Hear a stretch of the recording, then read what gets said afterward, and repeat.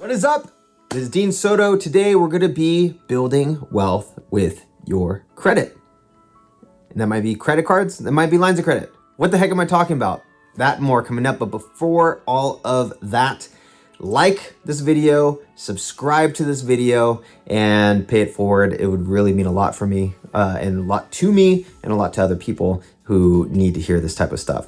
I got this tracking thing on my phone, and I love this cinematic mode. I get the whole DSL thing go, or was it DSLR thing going? Pretty awesome. All right, so there are some caveats to what I'm about to share with you. But before I get into how to build wealth with your credit, I want to roll back the clock a little bit. So first things first, I've done a couple videos on what's called the sweep strategy. So if you go and search my channel and you type in sweep strategy, you'll learn a little bit about the sweep strategy. If you want the step-by-step way of going about this, I have no affiliation whatsoever with them. They are amazing, amazing people. I don't get any referral credit or anything like that for this. Sweepstrategies.com. They are in Hawaii. They are super geniuses when it comes to this, and they just have such a valuable product that has helped so many people get out of debt and to then subsequently build wealth. So I had to share that. Okay, so all right. Back when I had my dropshipping business, I was doing really, really well, and I got a financial advisor who started helping me to move my money into places where I wasn't going to be hit with a ton of taxes. I wasn't going to be hit with a ton of taxes. I wasn't going to be hit with a bunch of fees and things like that. Not fees, mainly taxes, and be able to start building cash flow and passive income and stuff. I'm looking at my wall right over there, and I just start zoning out. I have ADHD or something like that, and that's what happens. It's all good. I talked with this guy. He's like, hey, you need to do all these different things. And he taught me what was called the sweep strategy at the time, but I didn't know it at the time. And I thought he was absolutely cheating me. And had I known then what I know now, I would be a lot better off now than I was then. Not that I'm not better off. Okay, so not that I'm not better off. Let me bring this down, because last time I did this, it came out kind of funky. What am I doing here? There, down, boy. Boom. Okay. Sorry, you had to bear through that. So anyway, the thing is, so why put your money in the bank? Bank is right now at least a necessary evil, but you get nothing from it. How much are you getting? You're getting a 0.0001% interest, right? Back in the day, you could get interest and actually build wealth by just literally putting your money in the bank. That doesn't happen anymore, right? Well, there's a way to combat that, but the biggest caveat to this, caveat number one, really it's the only caveat, is that you have to be bringing in more than you're spending, okay? You have to be bringing in more than you are spending, because if you don't do that, this is not going to work, and you can actually hurt yourself a lot more, okay? But if you bring in more than if you're bringing in more than you're spending, this is a way to really dramatically decrease your debt and to start building wealth once all that debt is done, okay? So this is called the sweep strategy. Once again, I can talk about it one last time just because I think it's so important. Sweep strategy essentially turns everything upside down when it comes to your bank account. So we look at our checking account. If we say we have a $10,000 credit card that has, $2,000 outstanding on it, and we have $2,000 in our checking account. We look at that checking account and we're like, oh crap, if I lose that $2,000, I'm done. I should keep that in the checking account just in case for a rainy day, right? Keep that $2,000 in there for a rainy day. Well, the way that the sweep strategy works is you use lines of credit. So what's the difference between a loan and a line of credit? A loan essentially is an amortized loan. You're paying all the interest up front. That's number one. And two, with a loan, what happens if you pay, say you got a $10,000 loan and you pay $5,000? They say, wow, thank you so much for paying that $5,000. And you say, hey, can I have some of that $5,000 back? They'll go, no.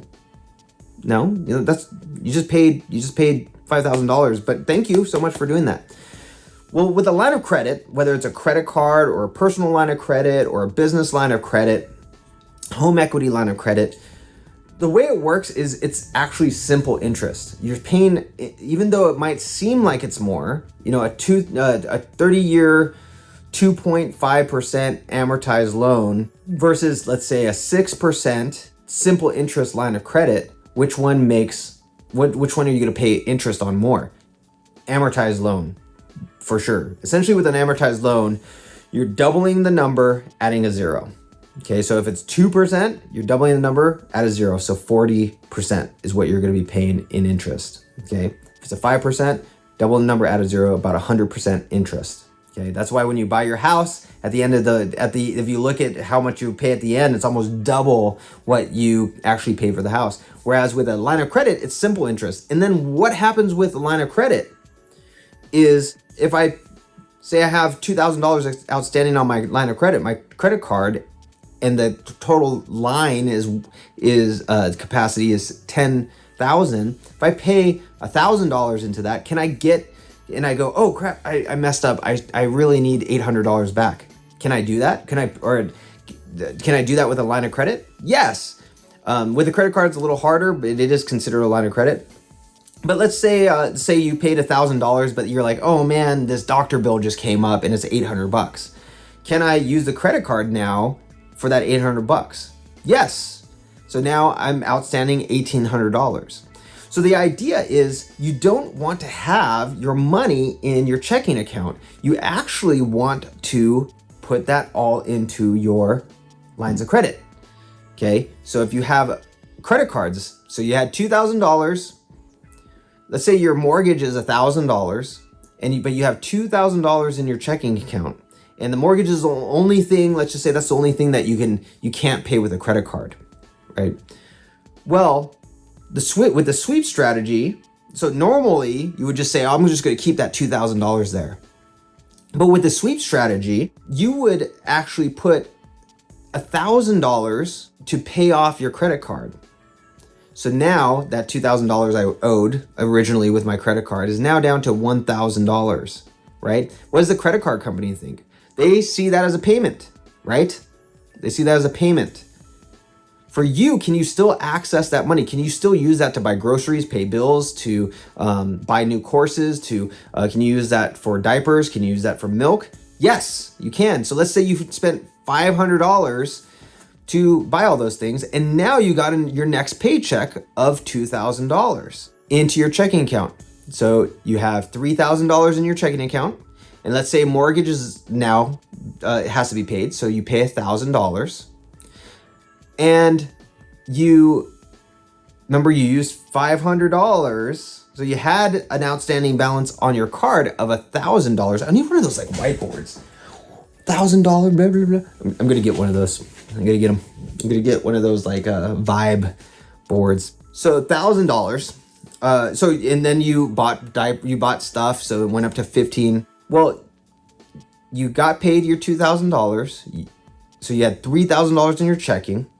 And then from there, you paid your mortgage for $1,000. Now you have $2,000.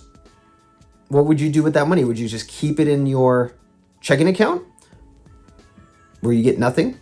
No, you pay off your credit card, $1,500. And now you have $500 in your checking account. And then you have zero balance in your credit card. So you're paying zero interest. But now maybe you need to go to the hair salon. You need to go to the barber. You need to go all these different places. You pay with your credit card. And let's say you did $500 on your credit card, right? Well, you have $500 in the checking account and $500 in the credit card. What are you going to do? Pay the credit card down to zero. But Dean, now I have zero. I have nothing in my checking account. We're gonna die, right? We're gonna die. Everything's gonna go crazy. No, because you can still use that credit card to buy whatever you want, right? And then your paycheck comes, you put that into the checking account, and you just keep doing that over and over again. Well, what happens when you're totally out of debt and you have your credit card or your line of credit. What happens when you're totally out of debt and that happens? Well, now you can start buying assets. So one, your FICO score is going to be crazy high. It always happens because you just paid off everything. FICO score is going to be crazy high. Now, you can apply personally, for me, you can do a HELOC or you can do a personal line of credit through your bank, or you can do like a business line of credit if you start up a small business and stuff. Now you have larger lines of credit that you can use to buy a property somewhere.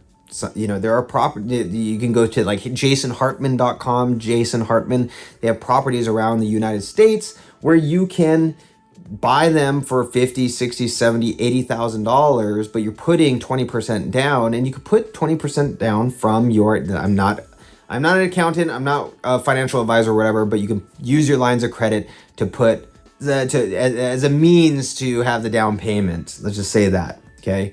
Or you can just get larger lines of credit over time, like for example, like $80, $100,000, $250,000 over time as you start doing this, as you open up more credit cards and you're building up more credit and everything like that. You're able to build bigger lines of credit and literally just buy a house with your line of credit.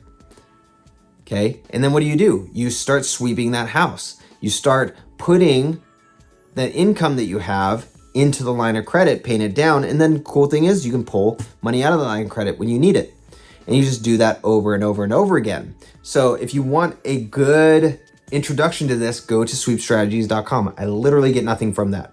But I've just seen so many people benefit from it. It's pretty awesome, and it's the best way to build wealth using your credit. So anyway, this is Dean Soto. Just my thought for the day. That's probably the last time I'm going to talk about the sweep strategy for a while. It's my secret weapon. It works so well. But if you need anything, let me know. Go to prosulum.com, prosulum.com, and go to freedomin5minutes.com. And I'll see you in the next Freedom in 5 Minutes video. Bye.